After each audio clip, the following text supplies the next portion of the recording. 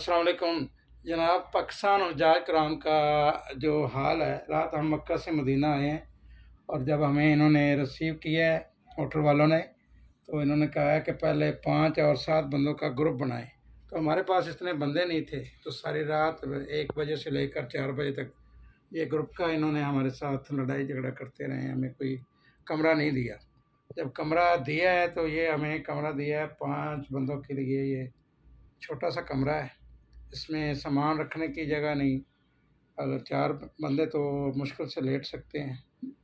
अगर हम ये सामान जो रखा हुआ है, इस सामान की वजह से ना तो हम इस कमरे के अंदर चल फिर सकते हैं, ना कोई वॉशरूम का सही सिस्टम है, ना कमरे की सफाई का सही सिस्टम है।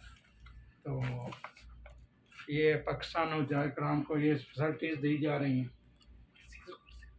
तो हम लोग जो ओवरसीज़ हैं, ओवरसीज़ के पाकिस्तानी मिनिस्टर टीवी पे बैठ के कहते हैं कि हज्जाज कराम को हमने बहुत फैसिलिटीज़ दी हैं, ये किया है वो किया है। ये फैसिलिटीज़ की ये आदत है कि अगर खाना खाने गए हैं तो खाना लाइन में 1 घंटे के बाद बारी आती है, तो वो ट्रे नहीं है तो प्लेट नहीं है, प्लेट मिलती है तो चम्मच नहीं है।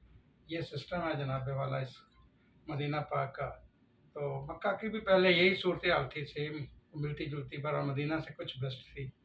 तो ये हालात हैं जनाब हाजियों के। तो ये दरख्वास्त है हमारी हुकाम बाला से कि हाजियों का पे रहम करें। फैमिली के बारे में बता दें। फैमिलियाँ भी ऐसी है, फीमेल भी ऐसी हैं, खाने के लिए जाती हैं बेचारियों को 1-1 घंटा लाइन में लगे रहते हैं। इतना तो देर हमारे रोज़ा रसूल जाने पे नहीं लगती जितनी खाना लेने में लगती है। तो ये काइंडली हाजी साहब जो हमारे हज्जाज कराम के मिनिस्टर हैं, वो टीवी पे बैठ के बहुत बड़े बड़े दावे करते हैं।